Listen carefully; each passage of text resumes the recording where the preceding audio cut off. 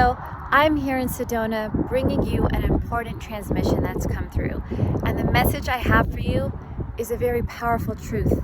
And it's that you are never truly alone. So why are you not alone? Well, first of all, you've got your higher self. Now, I do have a video all about how to connect with the higher self, but know that the higher self planned this incarnation for you, your family, what you're going to experience, the lessons that are going to bring you the most growth.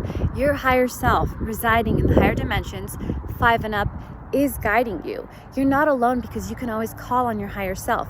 You may sense the higher self connection through your heart center, through your intuition, through your gut, wherever you receive information. For some people, it's just a hit, it's a body sensation. It could be even through the crown or how you naturally just speak, what chooses to come through you. Connection with the higher self is our birthright, and it's something that we can all do. So when you need an answer to something, you can call on your higher self and get this answer through meditation, through finding calm spot. I'm here in an energetic vortex. It's very easy for me to drop in using this heightened, amplified energy to call on my higher self and receive that information. But you don't have to be here to do it. You can do this in the comfort of your space.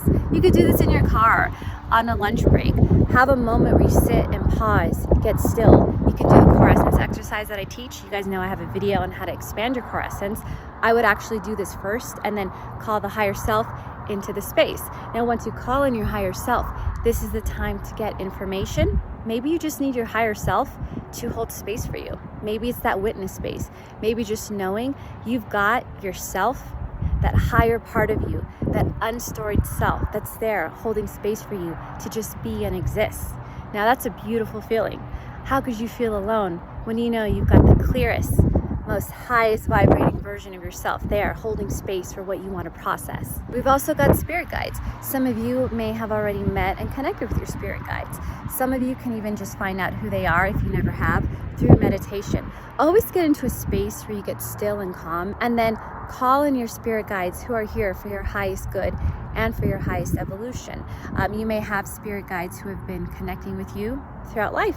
You may know them, you may already hear them or recognize your presence. So think about this. You got your higher self, you got spirit guides, you got a galactic team going on here. I also consider animals spirit guides. You may have some that show up to you in the wild, so you're hiking, something comes forward. My cat's my spirit guide. He's my familiar. I actually consider him my soulmate, but that's for another video on cats, which will come later. The point is, animals, your pets, your beloveds, these are all part of your team here holding space for you. Spirit guides aren't always just energies too. Your best friend can be a spirit guide for you. A teacher that you love, someone who's really helped you through your growth, whether it's a personal healer or a shaman. These too are spirit guides. We also have soul family. Those people we have met throughout our spiritual journey who may not be our birth family or, blood relatives, but they are the chosen family. Those we've met who are also walking the path of awakening, who are here to help us learn, to give us resources. Those can also be the people who trigger us and help us learn how to activate our throat centers and set boundaries through conflict sometimes, whether it is through constructive criticism or it's even those people who may not have your best interest, but through some sort of soul contract or exchange have triggered you in a way that has made you use your voice, say the statement no, and start activating your voice and speaking your truth. Now, as you guys know, I also have a video on this called How to Activate the Throat Chakra. All of these relate to what we're talking about because feeling like you're not alone is it's a beautiful thing to experience, but through the voice, through vibration, we also call in what we need in this reality to serve our highest good. So that's why you want to keep that throat chakra open and activated. Now, we also have our star family. I like to think of it as a galactic team. Now, this can also include spirit guides. This can be anyone, any sort of being that holds that multi-dimensional energy, or hyperdimensional is another way to just categorize this. So think of this as your Pleiadian family, your Arcturian family, your Sirian family, wherever that's coming from, whatever celestial makeup that you've come into this incarnation with. Now, we've all got separate ones, or we've got a mixture of them, and I will be developing this further in my video on star seeds. But the whole point is now you got your guides here, you got your friends, you got your family, you got your pets. You have a galactic team with you. And when I mean galactic team, I'm just speaking to those beings that you may not even know yet, but who are lending their energy and frequency here to you on Earth. So if you identify as a starseed, if you are drawn to Pleiadian channeled material, whatever that is, just having that magnetism or that affinity for that is how your star family sends you support here. And that is also why you're not ever alone, because you got the star family sending that frequency, and it's usually the higher unity consciousness, fifth dimensional energy that's entering the space, and that's what's also supporting you. It's literally an energy of unconditional love. And don't forget the importance of creating community, whether it's connecting with the spiritual community, with any group that has people or practices that you deeply resonate with. That is such a form of guidance here. I actually like to think of friends that we meet along the way as soulmates, even star family, right? Our brothers and sisters as soul family. Those people we meet in our journey who show up at the time when we need them the most. And maybe sometimes they leave. Maybe someone was only meant to be your friend for 3 months or for 3 weeks or for a year, or maybe they're a lifelong friend. These people are still guides. They're still star family. There's still many universes that have connected with you to show you that you're not alone here on your journey. And one of the most powerful ways that we can not feel alone here is by entering a state of gratitude and appreciation for being here, for those people who have come into our lives as teachers, brothers, sisters, healers, you name it. Those people who are here witnessing who we are, but also having that exchange where we are also witnessing them. Maybe it's not a person. Maybe it's with a bird. Maybe it's with a spirit guide. The whole point is you're supported here by energies that you can see, that you can't see. All of this is to get you where you want to go next, whether it's back into infinity, some planet that you're from. It doesn't matter. Wherever your soul wants to go next, your higher self's got that plan for you, and you've got guides here who are helping you, who are literally holding your hand along the way back to your journey home. Nature holds space for us. We're never alone because we are amongst nature. Throughout this video, the wind has been communicating to me. Think of how amazing and powerful it is to even be in a reality where we can interact with the elements and learn from them. Maybe with the wind, we're learning flow. Maybe it's communicating a synchronicity to you as you're speaking something into this reality, giving you a big yes. That is the correct answer. Now think about trees, just think about soil, land, think about animals, think about anything in nature, insects that are here holding space for us. Trees is probably one of my favorite examples of this. Trees run their own communication network. They've got their own internet. They're always communicating to us. Specifically though, they provide a frequency of clarity for us. That's why I've recommended in several videos of mine to go out in nature. Amongst redwoods, say in particular, they have such a clear frequency. I really like to communicate with them. But it could be any kind of tree really. I mean, look at, we got plants everywhere here. This is actually helping me even emit this transmission, even helping me amplify my frequency and message from the vortex that I'm standing in. But not only do we have the healthy vortex energy right here in Sedona, I've got trees holding space for me.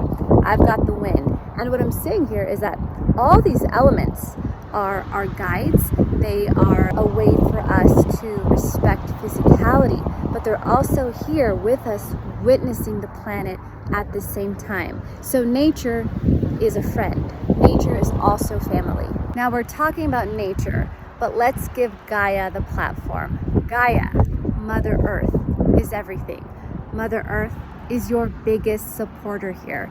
If you ever feel alone, ground into the planet. You can watch my video that teaches you how to ground, but just being here in your body in physicality and respecting Gaia and treating her as the great mother is a way to not only feel supported, not only feel the unconditional love of, say, like the ideal mother energy that so many people didn't have. Gaia emits unconditionality. She's saying, here, everyone, play out what you need to play out on your soul's journey. I will hold space for you. I am the womb. You are safe here to learn your lessons, grow, and evolve here. And all you need to do is thank her and show gratitude and appreciation for her. So when you ground and you're actually dropping your grounding cord into the planet, you are validating that energy exchange and the relationship of mother and child. So everyone feels actually honored and better in this energy exchange. You're respecting Gaia. You're allowing her to just be Gaia. And then you are also allowing yourself to be the child that comes to her, asks for support and love, and has space held for them as well. So when we ground ourselves, we are actually grounding all of the everything into form, and then of course dropping that cord into Gaia and connecting it. So we're interfacing with everything all at once. Now this one may seem a little obvious, but not so much. We are the universe. We're never alone because we are the universe. Now maybe as the microcosm, I'm here as an avatar playing out what it's like to be Susan in this reality, walking around Earth, being an energy healer, making these videos. But I also know that through me, through my own life experiences, I am how the universe learns to understand itself. I'm also how the universe evolves through my own personal evolution and healing and growth.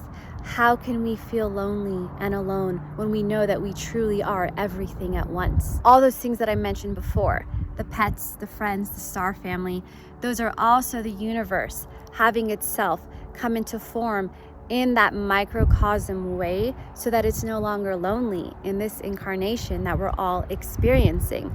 We have all these different elements. Now we know on the highest level, it's all oneness, but you see how even as it breaks down, as it fragments, let's say, into the third dimension to play those certain roles, we are in that essence, never alone, always connected and communicating with something, which is just the essence of the universe, which is just source experiencing itself in all these other forms. We're also never alone because of the quantum. The quantum field is the everywhere and every when. Anything we need to experience is held within the quantum. Now the quantum sphere, the personal universe that I work within healing sessions, this is where I'm accessing all parts of a person's being when I'm performing a healing. But through the quantum field, which we enter through love and gratitude, we're also experiencing everything. And when you work with the quantum, when you radiate absolute love and gratitude, when you do the core essence exercise, you are interfacing with the quantum. And in this higher space of unconditional love, gratitude, and appreciation, you know that you're never alone, and you actually feel it when you work in this space through meditation or any way you want to connect with this space. Another obvious one may be through partners, through lovers, or through your loved ones. Experiencing love is powerful. It makes us feel safe. It makes us feel the opposite of alone, whatever that means to you, whether it's connection, whether it's eternal presence, whether it's supported. Those are all beautiful experiences that we can have through connection with other people. It doesn't even need to be a romantic or intimate connection. It's just loving, because when we love, we generate even more love. We create that in others and we activate in other people. Love in itself is a state of being, and when we are in that state of being, it's very hard to feel alone. Another reason we're never alone is simply because music exists. We all have those songs that got us through something. We can even call them the songs that saved our lives. Music, the vibration, is healing. It is a form of connection, whether you're connecting with the voice of the person singing the song, whether it's through the instruments, right? The rhythm, the beat. There's something so powerful and healing about it. Music, as you know, can get you through so much. Have you ever just been doing something in a quiet space and maybe you don't like being alone in that space, and then you put some music on? You see how that space starts to come to life as soon as you put that music on, right? As soon as you play that favorite song. It is in a way like another person's there with you, or a being, or really the universe filling that space with presence. That's how powerful it is. Breath is also why we are never alone. Your breath is the breath of the universe, inhaling and exhaling, expanding and contracting. The exhale breath is the creation of life.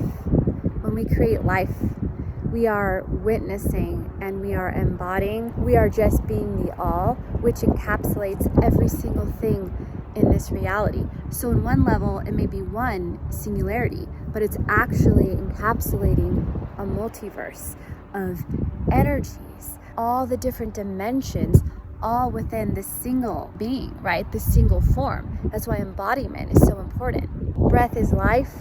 It's our eternal presence. It's how we know we exist. And when we slow down the breath, we get into that space of stillness. We actually know that we are the universe. And in that single moment of stillness, we know that we're not alone. We feel it. No one's ever gone into stillness and felt, wow, I'm so lonely.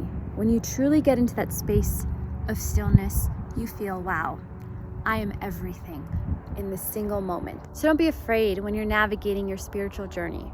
You've got guidance in so many places, in so many directions, whether it's a person you met online that you communicate with, whether it's someone you know in real life. There is so much love here, and that's what the journey ends up becoming. Finding those places of love, opening and activating that love within yourself that's actually going to gravitate more of that support and more of those loving experiences and people and energies into your life. And when you are everything in that single moment, you know that you are never alone.